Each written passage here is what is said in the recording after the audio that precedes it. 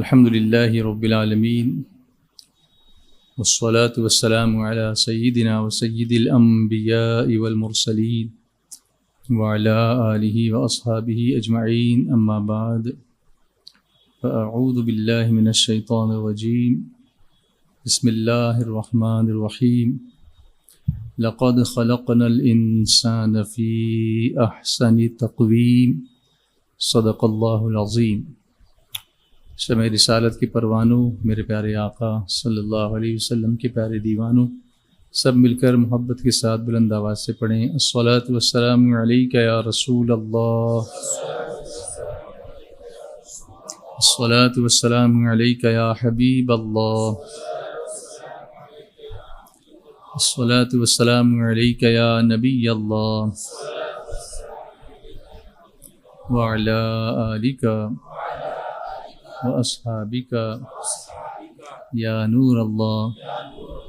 اللهم صل على سيدنا ومولانا محمد عدد ما في علم الله صلاة دائمة بدوام ملک اللہ۔ شیراغ درود شریف کا ثواب اس ایک درود شریف کو پڑھنے سے ملتا ہے۔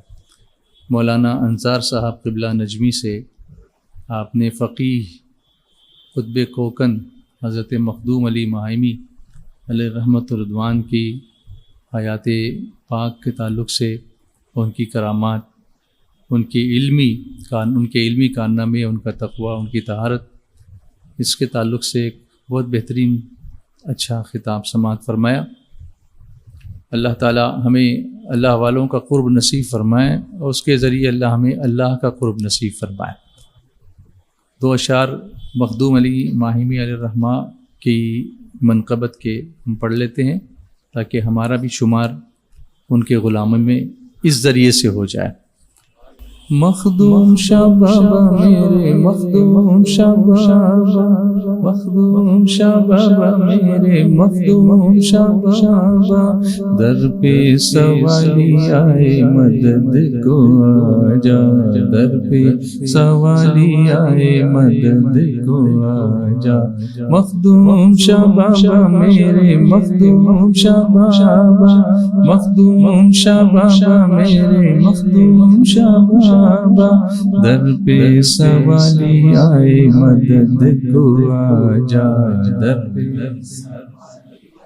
مدد کو آجا۔ کرتے ہیں کوکن پہ حکومت یہ کوکن کے بادشاہ، کرتے ہیں کوکن پہ حکومت یہ کوکن کے بادشاہ، ہم سب ان کی رعایا ہیں اور یہ ہے ہمارے بادشاہ، ہم سب ان کی رعایا ہیں اور یہ ہے ہمارے بادشاہ۔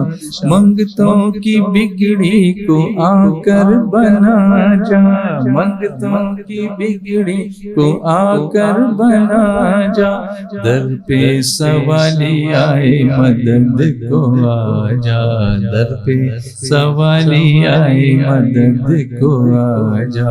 مخدوم شاہ بابا میرے، مخدوم شاہ بابا، مخدوم شاہ بابا میرے، مخدوم شاہ بابا۔ اپنی پیاری ماں کے صدقے سن لو عرض ہماری، اپنی پیاری ماں کے صدقے سن لو عرض ہماری، کاش میرے مخدوموں ہم پر علم و عرفاں جاری، کاش میرے مخدوموں ہم پر علم و عرفاں جاری، ساقی ہمیں ایسا جام پلا جا، ساقی ہمیں ایسا جام پلا جا، در پہ سوالی آئے مدد کو آجا، در پہ سوالی آئے مدد کو آجا۔ مخدوم شاہ بابا میرے، مخدوم شاہ بابا، مخدوم شاہ بابا میرے، مخدوم شاہ بابا۔ سنی دعوت اسلامی پر رہے تمہاری شفقت، سنی دعوت اسلامی پر رہے تمہاری شفقت، آپ کے فیضان سے پھیلے عالم میں ہر سو دعوت، آپ کے فیضان سے پھیلے عالم میں ہر سو دعوت، دل کو ہمارے مدینہ بنا جا، دل کو ہمارے مدینہ بنا جا، در پہ سوالی آئے مدد کو آ جا، در پہ سوالی آئے مدد کو آ جا، مخدوم شاہ بابا میرے مخدوم شاہ بابا، مخدوم شاہ بابا میرے مخدوم شاہ بابا، در پہ سوالی آئے مدد کو آ جا، در پہ سوالی آئے مدد کو آ جا۔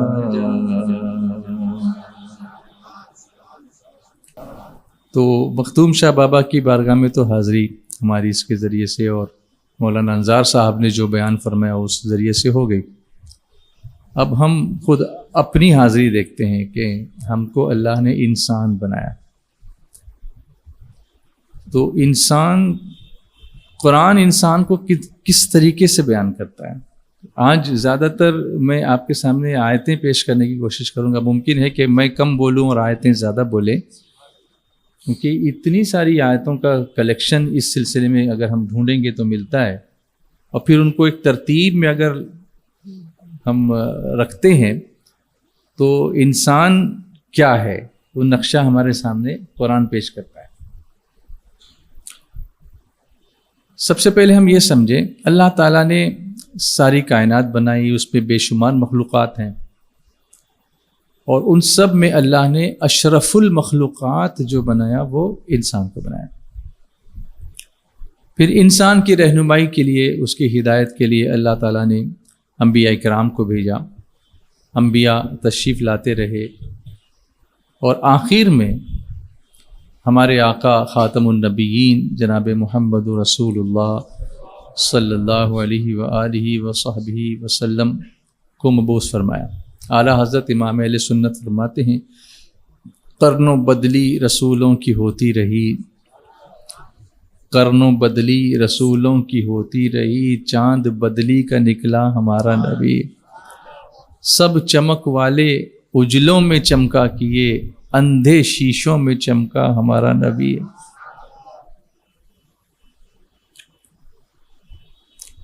میرے آقا علیہ الصلوۃ والسلام تشریف لائے، پھر ایک سلسلہ شروع ہوا قرآن کریم کی آیتوں کے نزول کا، جس کی ابتدا اقرأ سے ہوئی۔ غار حرا میں وہ 5 آیتیں نازل ہوئیں، اقرأ بسم ربک الذی خلق، خلق الانسان من علق۔ یہاں بھی انسان کا ذکر ہے، یعنی جو پہلی 5 آیتیں نازل ہوئیں ان 5 میں دوسری آیت جو ہے اس میں انسان کا ذکر ہے، اور اس کو کیسے خلق کی، تخلیق کی، اس کی اس طرح سے اس کو بنایا، اس کا ذکر ان آیتوں میں۔ خلق الانسان من علق، اقرأ وربک الاکرم الذی علم بالقلم، پھر آیا پھر علم الانسان ما لم یعلم۔ سورہ رحمان میں جائیے، الرحمن علم القرآن خلق الانسان۔ ہم لوگ قرآن کریم پڑھتے تو ہیں لیکن ان سب فائنر ایسپیکٹس پر ہماری نظر نہیں ہوتی، دھیان نہیں دیتے ہم، اس لیے کہ کوئی دھیان دلانے والا نہیں ہم کو۔ علماء سے اگر ہم ساتھ کی صحبت میں رہیں گے، ان کے ساتھ رہیں گے، تو یہ ساری چیزیں قرآن کھول کے ہمارے سامنے بیان کرتا ہے۔ پھر ہمیں جب دنیا پر ہم اپنی نگاہ ڈالتے ہیں تو پھر قرآن کے آئینے میں ساری چیزیں نظر آنے لگتی ہیں، تو پھر ہماری ویزیبلٹی بھی پوری کلیئر ہو جاتی ہے۔ جو فلائٹ کو اڑانے کے لیے 6x6 کی لگتی ہے اس سے بھی بڑی۔ پھر جب اللہ والے دیکھتے اور دکھاتے ہیں تو صرف قبر کو نہیں دکھاتے، قبر میں بھی دکھا دیتے ہیں، وہ یہاں سے بیٹھ کے خانہ کعبہ کے نظارے بھی کرا دیتے ہیں۔ تو قرآن کس لیے نازل فرمایا؟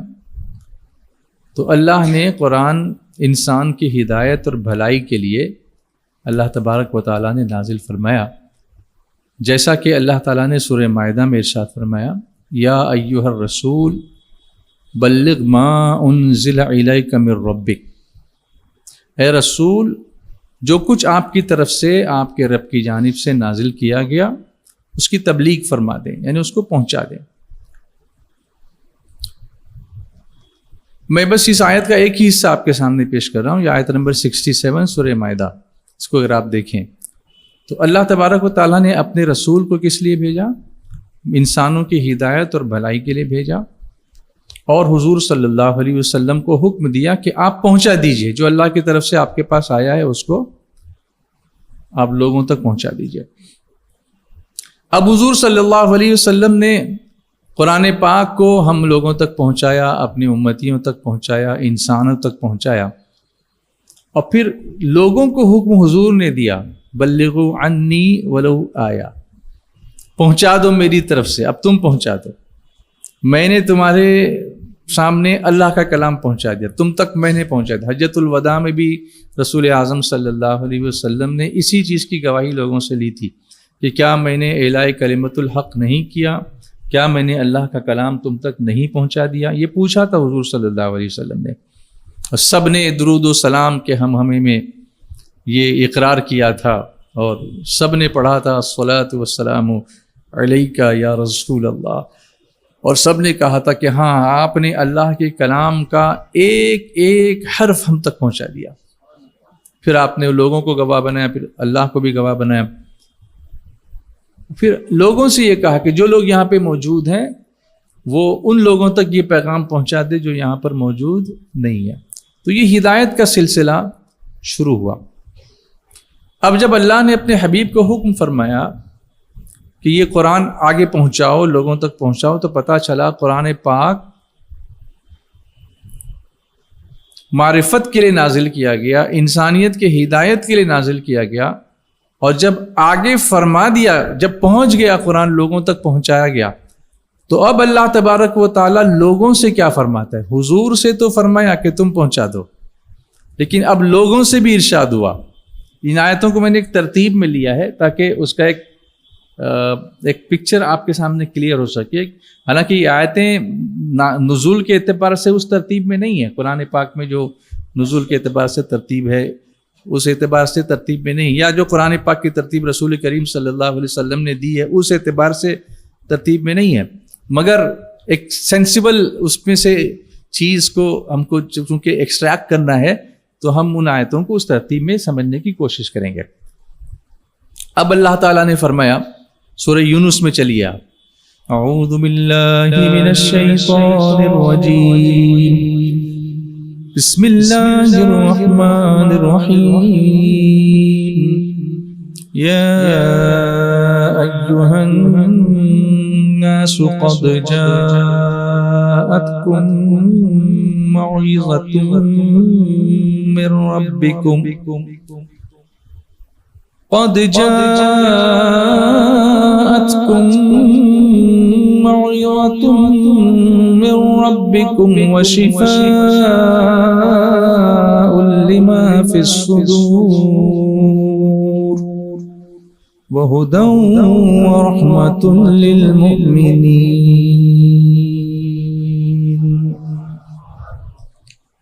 حضور کو حکم دیا کہ تم پہنچا دو، اور اب لوگوں سے کہا اے لوگو تمہارے پاس تمہارے رب کی طرف سے نصیحت آئی، آ گیا نا تمہارے سامنے، اب اس کو ایکسیپٹ کرو، تمہارے رب کی طرف سے یہ نصیحت آئی، صرف نصیحت ہی نہیں آئی بلکہ تمہارے دلوں کی شفا آئی، اور مومنوں کے لیے ہدایت آئی اور رحمت آ گئی۔ سبحان اللہ۔ اس آیت میں قرآن کریم کے کچھ فائدے بیان کیے گئے، اس میں سے ایک یہ ہے کہ قرآن کو موعظۃ کہا گیا۔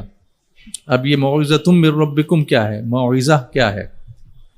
تو اس کے معنی وہ چیز جو انسان کو پسندیدہ چیز کی طرف بلائے اور خطرے سے بچائے، یا اس کا ایک معنی یہ بھی ہے کہ نیکی کی نصیحت کرنا، ایسی نصیحت کرنا جس سے دل میں نرمی پیدا ہو، جیسے فرمایا دوسری جگہ پر ہے، اللہ تبارک و تعالیٰ قرآن عظیم میں ارشاد فرماتا ہے ادعو الی سبیل ربک بالحکمہ والموعظۃ الحسنہ، تو یہاں بھی وہی لفظ آیا موعظۃ الحسنہ، یعنی نصیحت کرو اور حکمت کے ساتھ بلاؤ۔ اچھے واز کے ساتھ بلاؤ، اچھی نصیحت کے ساتھ بلاؤ. اسی طرح سے شفا سے مراد جو ہے قرآن پاک قلبی امراض کو دور کرتا ہے. ہارٹ کے اندر جو مرض ہے، امراض ہیں، جو بیماریاں ہیں، اس کو قرآن دور کرتا ہے، وہ شفا دیتا ہے. اور اس دل کے امراض جو ہے اس سے مراد کیا ہے؟ مطلب آپ یہ کہیں گے کہ پھر وہ بائی پاس کرانے کی ضرورت نہیں ہے، یا آپ کہیں گے کہ مایوکارڈیل انفارکشن کا بھی علاج ہو جائے گا. ہو سکتا ہے، لیکن وہ کون پڑھ رہا ہے اس پر بھی ڈیپینڈ کرتا ہے. میں اور آپ پڑھوں تو شاید وہ تاثیر نہ آئے، لیکن اگر کوئی اللہ کا ولی پڑھ دے اور وہی آیت وہ دم کر دے تو مردہ بھی زندہ ہونے لگتا ہے. سبحان اللہ، اس میں کوئی حیرت کی بات نہیں ہے. لیکن یہاں جو مفہوم ہے وہ بتاؤں میں آپ کو. اس سے مراد دل کب بیمار ہوتا ہے؟ جب اخلاق برے ہوں، اندر کینہ ہو، حسد ہو، کپٹ ہو، بغض ہو، فاسد عقیدے ہوں، غلط عقیدے ہوں، جہالت ہوں، مہلک چیزیں، اخلاقی سب بیماریاں ہوں. تو یہ غیر اخلاقی چیزیں، اس سے دل بیمار ہوتا ہے. دل کی بیماری کو فزیکل سینس میں لینا ہو تو ڈاکٹر علاج کرتے ہیں، اللہ نے ان کے ہاتھوں میں وہ دیا ہے. لیکن جو روحانی جو تکلیفیں ہوتی ہیں وہ ہماری ان سب بری عادتوں کی وجہ سے ہمارا دل بیمار ہوتا ہے. تو اس کی شفا کس میں ہے؟ قرآن میں ہے. جتنی ہم تلاوت کریں گے اتنا دل ہمارا صاف اور شفاف ہوتا چلا جائے گا. اور اس میں ایک لفظ یہ بھی، وہ ہدی و رحمت للمؤمنین. تو قرآن کو اللہ تبارک و تعالیٰ نے قرآن کریم کی صفت میں ہدایت بھی فرمایا، کیونکہ وہ گمراہی سے بچاتا ہے اور راہ حق دکھاتا ہے. ایمان والوں کے لیے رحمت. اور ایمان والوں کے لیے رحمت کیوں فرمایا؟ ایمان والوں کے لیے رحمت اس لیے فرمایا کہ وہی اس سے فائدہ اٹھاتے ہیں، دوسرے لوگ فائدہ نہیں اٹھاتے. اس لیے وہ رحمت کس کے لیے ہوگا؟ جیسے ہم جو دھوپ بہت ہے اور چھتری رکھی ہوئی ہے، اور کچھ لوگ دھوپ ہی میں چل رہے ہیں، لیکن کچھ لوگ چھتری کو استعمال کرتے ہیں اور اس کے سائے میں آ جاتے ہیں. تو چھتری ہے تو سب کے لیے رکھی ہوئی، مگر فائدہ کون اٹھائے گا؟ جو اس کو اٹھا کے استعمال کرے گا. تو قرآن ہدایت تو ہدی للناس بھی ہے، لیکن اس کا فائدہ کس کو ملے گا؟ اس کی رحمت کس کو ملے گی؟ جو ایمان لائیں گے اور اس سے استفادہ کریں گے. سبحان اللہ. آواز آنے دیجیے آپ کی، ماشاء اللہ.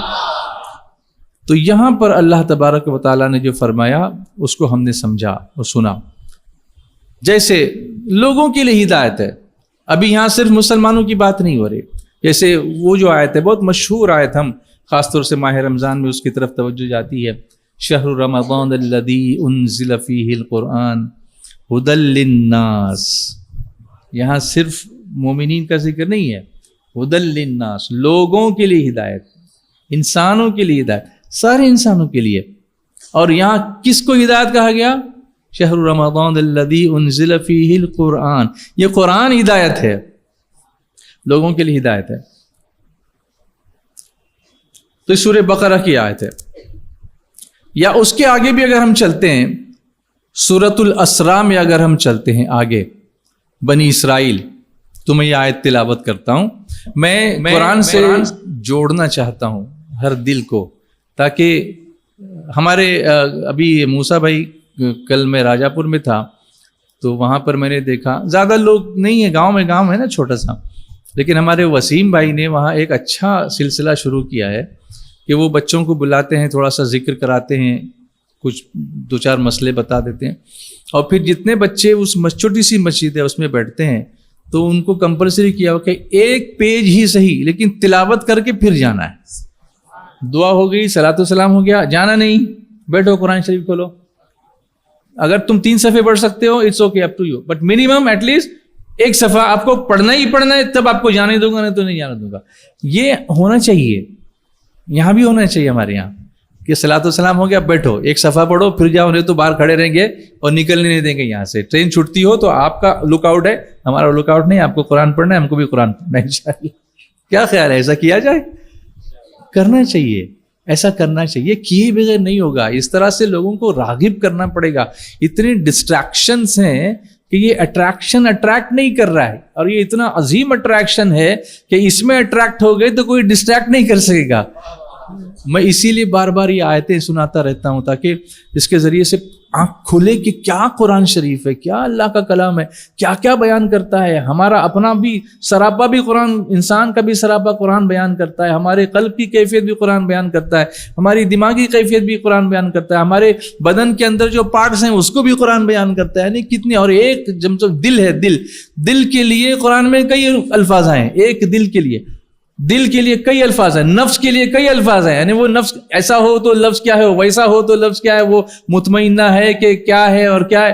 یعنی آپ جب دیوانے ہو جائیں گے اگر آپ قرآن شریف کی جو اسلوب دیکھیں گے اور اس کا سمجھانے کا طریقہ دیکھیں گے تو پھر سمجھ میں آئے گا کہ اللہ نے کتنا عظیم خزانہ دیا اور ہم اس سے دور ہیں، ہم اس کو کھول کے دیکھنے کو بھی تیار نہیں ہیں. آج کے اس اجتماع میں کوشش کرتا ہوں کہ 5 منٹ آپ کے لیے رکھوں کہ ہر کوئی بندہ یہاں بیٹھ کے کم سے کم ایک صفحہ تلاوت کر کے جائے. میں ایک رکوع کی بات نہیں کر رہا ہوں، رکوع تو لمبا بھی ہو سکتا ہے، ایک پیج کی بات کر رہا ہوں. 1 پیج، ایٹ لیسٹ 1 پیج کریں گے. میں بھی بیٹھ جاؤں گا انشاءاللہ. کیا خیال ہے؟ آج سے ہی سلسلہ شروع کریں گے. بلکہ آپ گھر پر بھی یہ سلسلہ کر دیجئے شروع، گھر میں بھی یہ فیملی کو کمپلسری کر دینا کہ سونے ہی نہیں دوں گا جب تک کہ ایک پیج آپ نہیں پڑھو گے.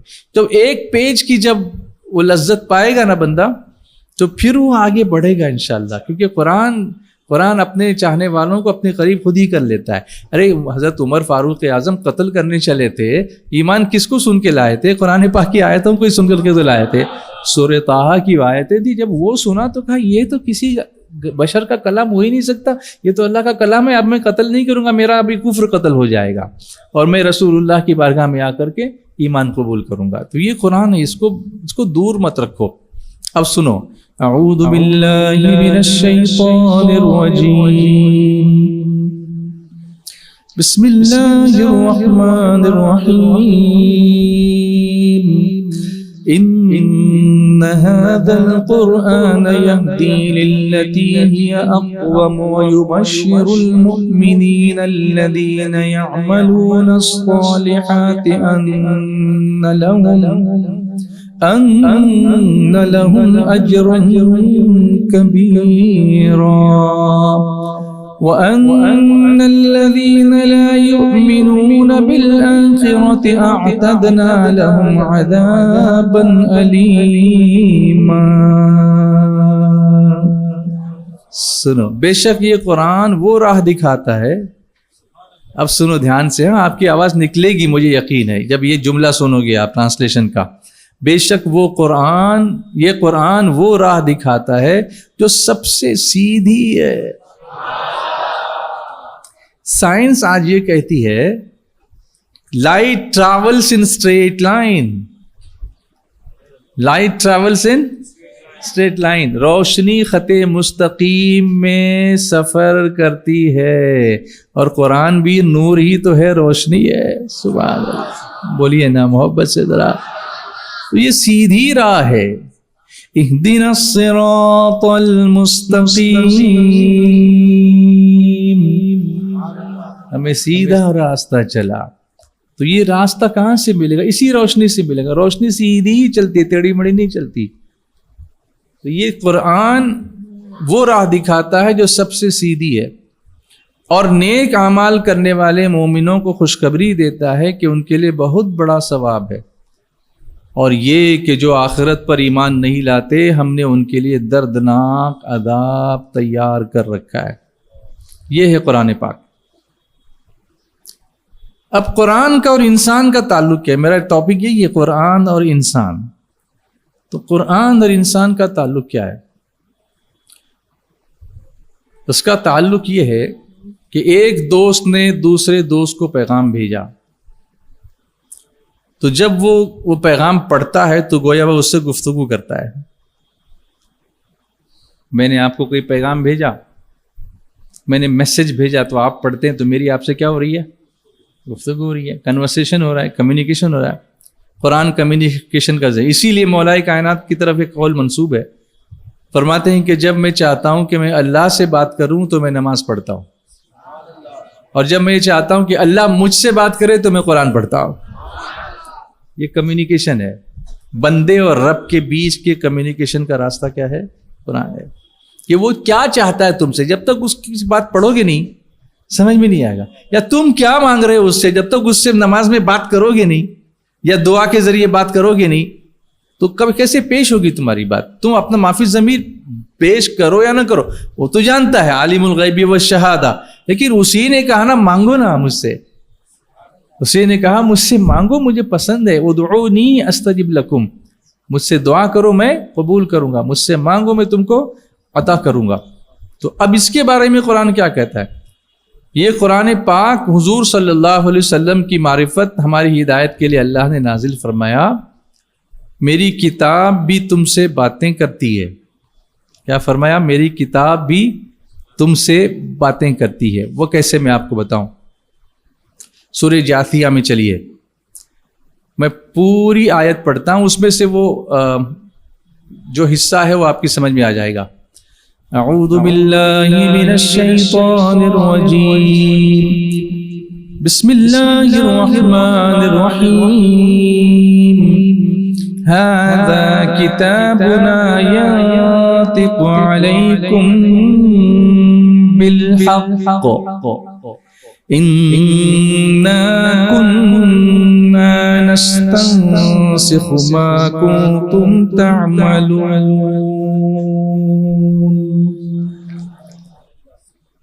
یہ ہمارا لکھا ہوا ہے، یہ ہماری کتاب، یہ ہمارا لکھا ہوا ہماری کتاب جو تم پر حق بولتا ہے. یہ کتاب تم سے بولتی ہے. اب اس کی اگر اور مزید اس کی تفتیش کریں گے کہ یہ کتاب کب بولے گی، کیا بولے گی، تو اس کا ایک خلاصہ ہے. قیامت کے دن یہ منظر بھی لوگ دیکھیں گے کہ سب لوگ زانو کے بل گرے ہوئے ہوں گے، کیونکہ وہ ڈرے ہوئے ہوں گے. جو ہدایت یافتہ نہیں ہوں گے وہ زمین پہ ایسے گرے ہوئے ہوں گے، جیسے بچ گئے ہوں گے کہ اللہ ابھی ہمارا کیا ہوگا، ہمارا کیا ہوگا، گھبرائے ہوئے ہوں گے. اور اپنے اعمال کے بارے میں سوالات کیے جانے اور حساب لیے جانے کی وجہ سے بے چین ہوں گے. ہر دین والا اپنے اعمال نامے کی طرف بلایا جائے گا اور ان سے کہا جائے گا کہ آج تمہیں تمہارے اعمال کا بدلہ دیا جائے گا. یہ وہ اعمال نامہ ہے جسے لکھنے کا ہم نے فرشتوں کو حکم دیا تھا، کسی کمی یا زیادتی کے بغیر تمہارے خلاف تمہارے عملوں کی گواہی دے گا. ہم نے فرشتوں کو تمہارے عمل لکھنے کا حکم دیا تھا، گویا کہ تمہارے اعمال ہم ہی لکھ رہے تھے. تو یہ وہ کتاب ہے جو ہمارے اعمال وہاں پیش کرے گی. لیکن اس کی خبر کون سی کتاب دے رہی ہے؟ اللہ کی کتاب قرآن مجید دے رہی ہے. تو یہ کتاب ہم سے بات کر رہی ہے کہ دیکھو یہ ایسا مت کرو ورنہ تمہاری وہ کتاب کھلے گی جو فرشتے لکھ رہے ہیں. تو جب ہم کتاب کو پڑھتے ہیں تو کتاب ہم سے بات کرتی ہے. اللہ کی سے گویا ہم گفتگو کا شرف حاصل کرتے ہیں. وہ اس کی شان کے مطابق ہمیں یہ ساری چیزیں، یہ سارا نور ہم کو عطا فرما رہا ہے. اس کی قدر کرنی چاہیے اور انسان بننے کی کوشش کرنی چاہیے.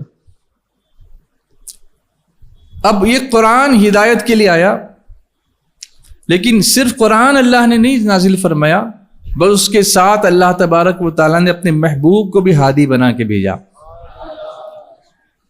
ہادی برحق بنا کر بھیجا، ہدایت کی طرف ہماری رہنمائی کرنے والے بنا کر کے بھیجا.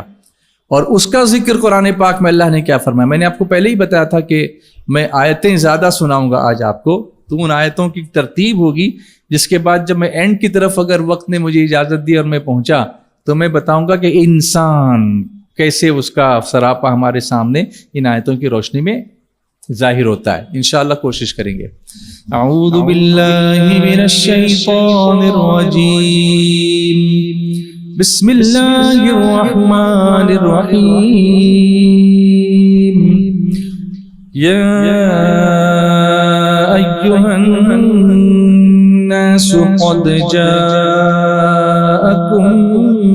برہان من ربکم قد جاءکم برہان من ربکم وانزلنا الیکم نورا مبینا. اے لوگو، یہاں بھی سب لوگوں کے لیے خطاب، سب لوگوں سے، عام لوگوں سے، صرف مسلمانوں سے نہیں. اے لوگو، بے شک تمہارے پاس تمہارے رب کی طرف سے برہان آئی، یعنی واضح دلیل آ گئی. اللہ نے واضح دلیل بنا کر بھیجا. کس کو بنا کر بھیجا؟ اور آگے فرمایا اور ہم نے تمہاری طرف روشن نور نازل کیا، دلیل کو بھی بھیجا اور نور بھی بھیجا۔ اب یہ کون ہے؟ اس سے معلوم ہوا کہ رسول کریم صلی اللہ علیہ وآلہ وسلم کی نبوت کسی زمانے کے ساتھ، کسی جگہ کے ساتھ، کسی قوم کے ساتھ خاص نہیں ہے، بلکہ عام اعلان فرما دیا گیا کہ اے لوگوں تمہارے پاس وہ تشریف لائے جو سر تا پا اللہ کی معرفت کی دلیل ہے۔ اللہ کو پہچاننا ہو، ان کو پہچانو، ان کو دیکھو، ان پر ایمان لاؤ، ان پر ایمان لاؤ گے حق راہ پر چلو گے، پھر اللہ تک تمہاری رسائی کا یہی ذریعہ ہے۔ بخدا خدا کا یہی ہے در، اعلیٰ حضرت فرماتے ہیں بخدا خدا کا یہی ہے در، نہیں اور کوئی مفر مقر، جو وہاں سے ہو یہیں آ کے ہو، جو یہاں نہیں تو وہاں نہیں۔ وہ کمال حسن حضور ہے کہ گمان نقص جہاں نہیں، یہی پھول خار سے دور ہے، یہی شمع ہے کہ دھواں نہیں۔ ان کی صداقت پر ان کے معجزے گواہی دیتے ہیں، اور منکرین کی عقلوں کو وہ حیران کر دیتے ہیں۔ عرش کی عقل دنگ ہے، چرخ میں آسمان ہے، جانے مراد اب کدھر آئے تیرا مکان ہے۔ عرش پہ تازہ چھیڑ چھاڑ، فرش پہ طرفہ دھوم دھام، کان جدھر لگائیے تیری ہی داستان ہے۔ کیا شان ہے میرے مصطفیٰ کی! یہ شان بھی حضور کی ہمارے بچوں کے سامنے، نوجوانوں کے سامنے بار بار بیان ہونی چاہیے، بار بار بولنا چاہیے کہ حضور ایسے تھے، حضور ایسے تھے، تاکہ ہمارا ان سے قلبی تعلق جڑے، ان کی شان والا تعلق جڑے۔ یہ نہیں کہ وہ کچھ نہیں جانتے تھے اور معاذ اللہ ان کو یہ علم نہیں تھا اور ان کو وہ علم نہیں تھا۔ اس طریقے سے پھر محبت کیسے پیدا ہوگی؟ اور یہ سب غلط باتیں ہیں، لیکن وہ غلط بات اچھے حسین پیرا میں بول بول کے اٹریکٹ کر لیتے ہیں، اور ہم اچھی بات کو اچھی طرح پیش نہیں کر پاتے۔ اسی لیے فرمایا والموعظۃ الحسنہ، کہ اچھے واعظ کے ذریعے سے لوگوں کو دعوت دو دین کی طرف۔ وہ اچھا انداز ہونا چاہیے، پریزنٹیشن اچھا ہونا چاہیے۔ لوگ غلط چیزوں کو اچھے پیکٹ میں پیکیجنگ کر کے، ریپ کر کے بیچتے ہیں لوگوں کو۔ کیوں لوگ خریدتے کیوں ہیں؟ کیونکہ وہ باکس اچھا ہے، اندر کی چیز کیسی ہے وہ نہیں پتا ہوتا ہے، لیکن وہ باکسنگ اچھی ہوتی ہے، اس کی پیکیجنگ اچھی ہوتی ہے۔ تو یہ پیکیجنگ جو ہے نا، باطل جو ہے اپنی پیکیجنگ بڑی اچھی کر رہا ہے، اور ہم لوگ اپنی پیکیجنگ ٹھیک سے اٹریکٹیو بنانے کی کوشش کریں تو کتنا بہتر ہوگا۔ جس قدر معجزے پہلے پیغمبروں کو ملے، ان سے کہیں زیادہ معجزے اکیلے حضور صلی اللہ علیہ وسلم کو اللہ نے عطا فرمایا۔ یعنی تمام انبیاء کے معجزوں کو جمع کیا جائے تو تنہا حضور نظر آتے ہیں، جن کے معجزے تمام انبیاء کے جمع شدہ معجزوں سے بھی زیادہ ہیں۔ بلکہ آپ دیکھیں گے دو انبیاء کو، دوسرے انبیاء کو حضور اللہ نے معجزے عطا کیے تھے، مگر حضور کو اللہ نے خود معجزہ سراپا معجزہ بنا کر کے بھیجا تھا۔ اس سے یہ پتہ چلا کہ رسول کریم صلی اللہ علیہ وسلم سر سے قدم تک اللہ کی وحدانیت اور ذات و صفات کی دلیل ہیں۔ اسی لیے اللہ تبارک و تعالیٰ نے فرمایا قد جاءکم برہان من ربکم، اے لوگو تمہارے پاس تمہارے رب کی طرف سے ایک دلیل آئی، اور ایک واضح دلیل آ گئی، ایک برہان آ گئی۔ آپ دیکھیں گے سرکار علیہ الصلاۃ والتسلیم کے بال مبارک دیکھو تو بال مبارک معجزہ۔ حضرت خالد بن ولید کی ٹوپی میں رہا تو اس کی برکت سے ہمیشہ دشمنوں پر اللہ نے ان کو فتح عطا فرما دی۔ آپ کو واقعہ بھی معلوم ہوگا کہ ایک دن سیدنا خالد بن ولید رضی اللہ تعالیٰ عنہ، جن کو حضور صلی اللہ علیہ وسلم نے سیف اللہ کا لقب دیا تھا، اللہ کی تلوار، ایک دن جنگ میں اتنے جوش میں آ گئے تھے اور لڑتے لڑتے لوگوں کا چاروں طرف سے حملہ ہوا تو آپ کی ٹوپی گر گئی۔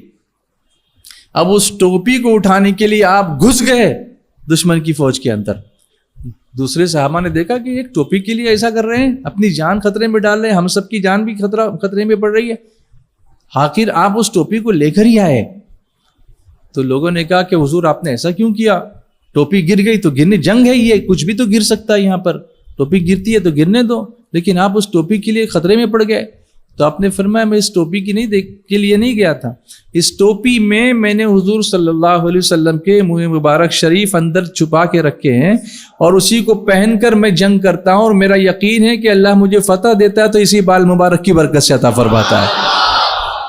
تو اس لیے میں دشمن کی صف میں گھس کر اس ٹوپی کو حاصل کرنا چاہتا تھا کہ یہ برکت میرے ہاتھ سے نہ چلی جائے اور اس کی بے حرمتی نہ ہونے پائے۔ یہ ہے صحابی کا عقیدہ، سبحان اللہ۔ باقی آپ سمجھ لیجئے، میں کیا کچھ بولتا نہیں ہوں میں۔ یہ ہے، بولو کس کا عقیدہ؟ صحابی کا عقیدہ۔ پھر سو کس کا عقیدہ؟ صحابی کا۔ اسی لیے اعلیٰ حضرت لکھتے ہیں چمن طیبہ میں سنبل جو سنوارے گے سو، چمن طیبہ میں سنبل جو سنوارے گے سو، چمن طیبہ میں سنبل جو سنوارے گے سو، حور بڑھ کر شکن ناز پہ وارے گے سو، چمن طیبہ میں سنبل جو سنوارے گے سو، ہم سیاہ کاروں پہ یا رب تپیش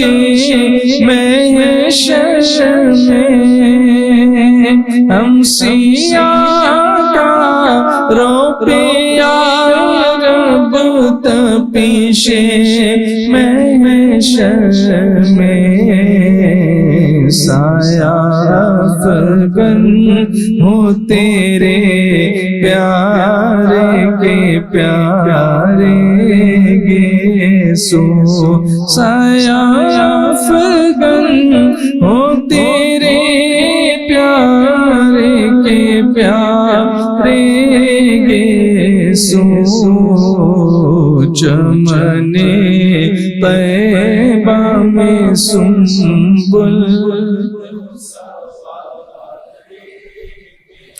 حضرت خالد بن ولید نے تو گیسو رکھے تھے۔ اسی طرح حضرت سیدنا عمرو بن عاص رضی اللہ تعالیٰ عنہ نے بھی وصیت فرمائی تھی کہ میرے کفن میں حضور صلی اللہ علیہ وسلم کے بال مبارک رکھ دیے جائیں تاکہ میری قبر کی مشکل اللہ تعالیٰ آسان فرما دے۔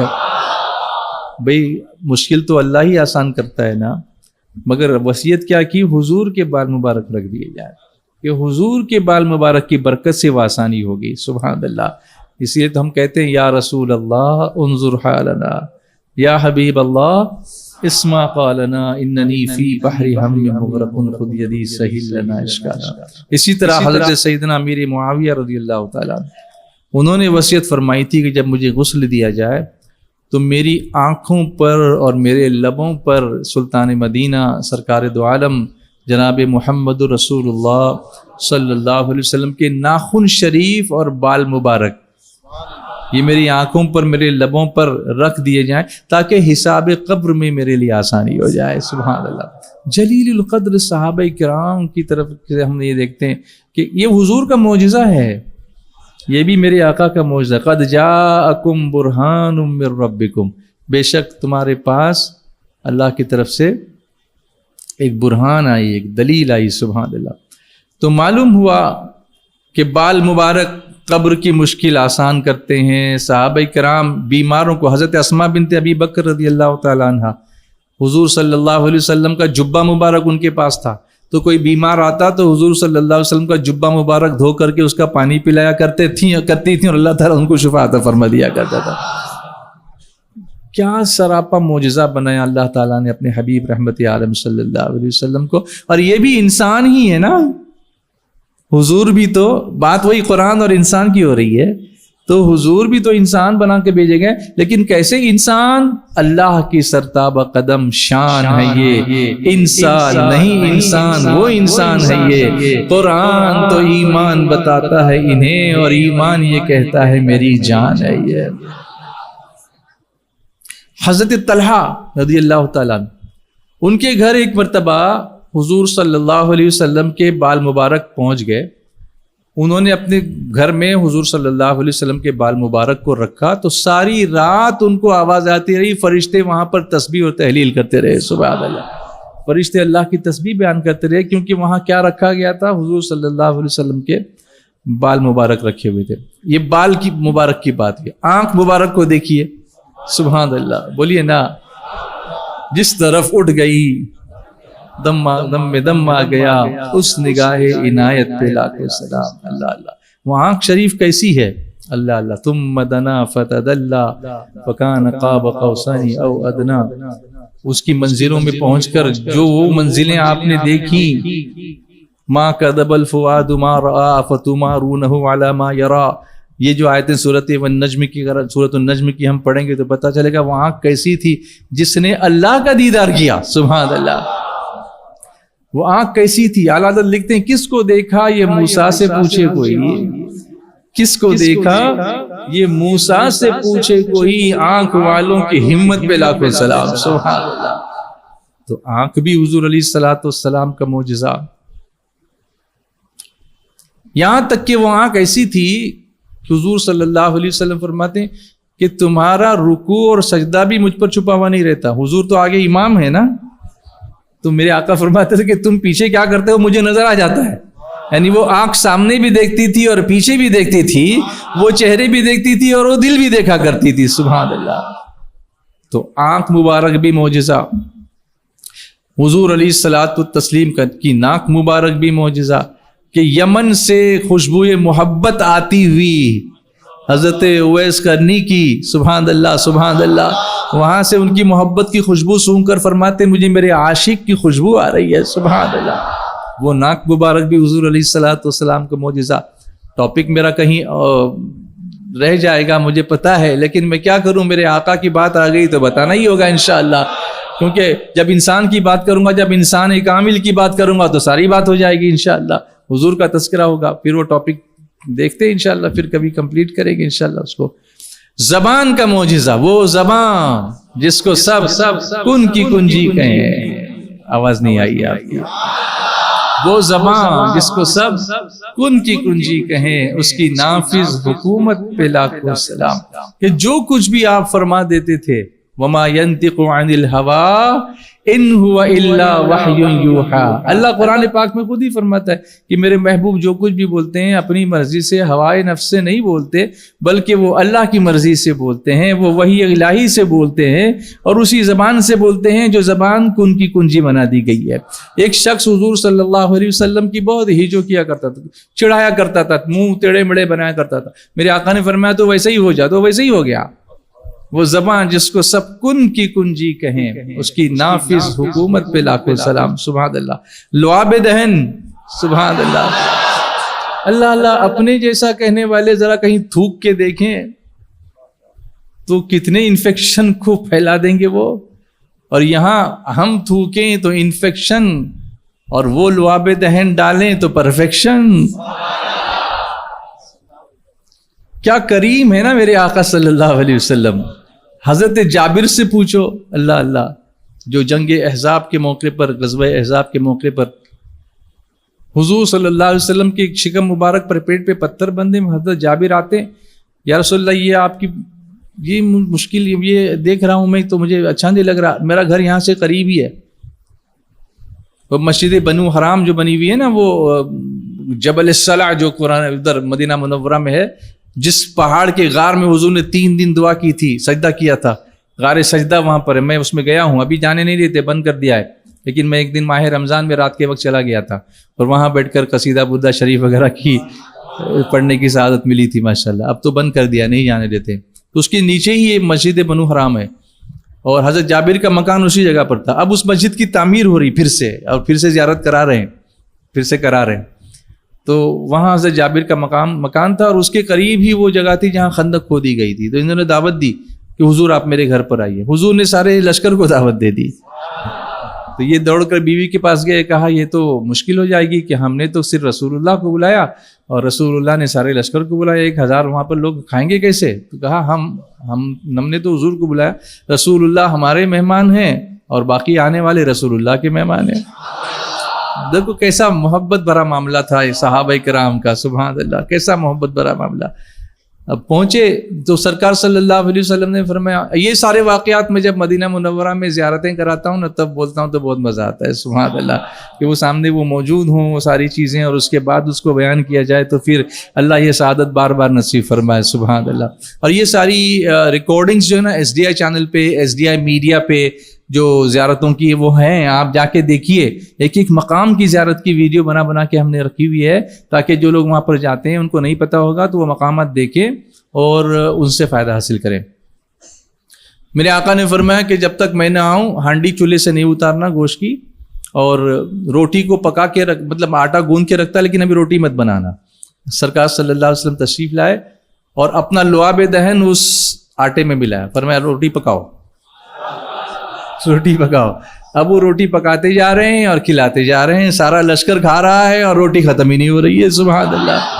یہ لعاب مبارک کی برکت ہے، سبحان اللہ. آدھا کلو جو ایک بکری ذبح کی، آدھا کلو جو ایک بکری ذبح کی، ساتھ میں نبی کے ساری فوج کھانے آئی تھی، ساتھ میں نبی کے ساری فوج کھانے آئی. ہوئے جابر حیران کیا آقا نے فرمان، ہوئے جابر حیران کیا آقا نے فرمان، کھانا ختم نہ ہوگا کھلائے جا.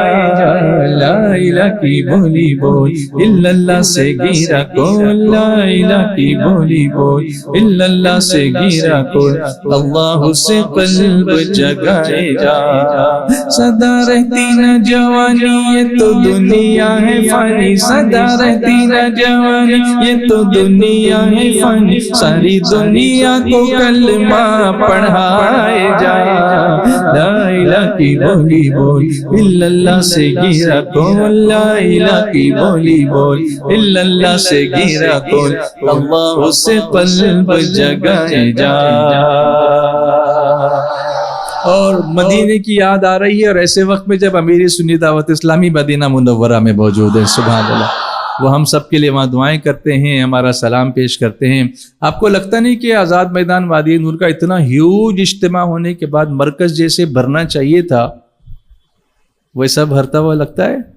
تو یہاں کہاں کمزوری ہو رہی ہے؟ ہم سب کو اس پر کوئی غور کرنا چاہیے، لوگوں کو لانے کی، جوڑنے کی ہم کو کوشش کرنی چاہیے. اس لیے آئندہ ہفتے ایسا مت کیجیے گا، بلکہ اور زیادہ لوگوں کو ابھی بھی ہیں لوگ، ایسا نہیں کہ نہیں ہے، لیکن اور آنے چاہیے نا، پورا بھرا ہوا ہونا چاہیے، اس پر کوشش کرنی چاہیے ہم کو. چلیے، تو وہی لعاب دہن خیبر کی جنگ تھی، حضرت علی کی آنکھ میں آشوب چشم تھا. حضور صلی اللہ علیہ وسلم نے اعلان فرمایا کل میں ایسے شخص کے ہاتھ میں جھنڈا دوں گا اسلام کا جس کے ہاتھ پر اللہ مسلمانوں کو فتح عطا فرمائے گا. تو سارے صحابہ صبح ہوئی تو حضور کے خیمے کے پاس ایسے ادھر آتے ہیں پھر جاتے ہیں کہ ہم کو آج تو فتح ہونے والی ہے، کیونکہ حضور نے پہلے ہی بتا دیا کہ آج جھنڈا دوں گا اور فتح ہوگی. تو سب کی خواہش تھی کہ مجھے جھنڈا ملے. میرے آقا فرماتے ہیں آئینہ علی، علی کہاں ہے؟ بلاؤ. سبحان اللہ. کہ حضور ان کی تو آنکھیں دکھ رہی ہیں، وہ تو آنکھ بھی کھول نہیں سکتے. فرمایا بلاؤ. جب آئے تو میرے آقا نے لعاب دہن نکالا اور آنکھوں میں لگایا تو آنکھیں ایسی اچھی ہو گئیں جیسے کبھی بیماری نہیں ہوئے تھے. سبحان اللہ. اگر کوئی آپتھل کے پاس جائے گا، آپتھلمولوجسٹ کے پاس، آنکھ کے ڈاکٹر کے پاس، اس کو کہے گا ذرا میں تھوک لگاتا ہوں آنکھ میں، بولے گا دماغ خراب ہو گیا ہے، تو رینگتا ہے فرش پر اور عرش پر ان کا گزر، تو ہی ذرا انصاف کر، تو بھی بشر وہ بھی بشر. سبحان اللہ. یہ ہے میرے آقا، سبحان اللہ. سراپا معجزہ ہے، لعاب دہن بھی معجزہ ہے. صدیق اکبر کے ساتھ کیا ہوا تھا؟ غار ثور میں سانپ نے کاٹا، حضور نے لعاب لگا دیا اور زہر کافور ہو گیا. سبحان اللہ. اسی طرح آپ کا ہاتھ مبارک بھی معجزہ. سبحان اللہ. بولیے نا، بولو نا، محبت سے بولو کہ بدر کے دن ایک مٹھی کنکر حضور نے کفار کو مارے تو اللہ نے فرمایا کہ محبوب وہ کنکر جو تم نے پھینکے، تم نے نہیں پھینکے بلکہ ہم نے پھینکے. سبحان اللہ. انداز دیکھیے، وما رمیت اذ رمیت ولکن اللہ رما. محبوب جو کنکر تم نے پھینکے وہ تم نے نہیں پھینکے بلکہ اللہ نے پھینکے.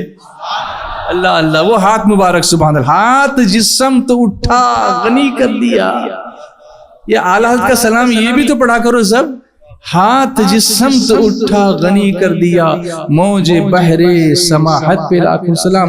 اور ہاتھ کے اندر انگلیاں بھی ہیں، نور کے چشمے لہرائیں دریا بہیں، انگلیوں کی کرامت پہ لاکھوں سلام.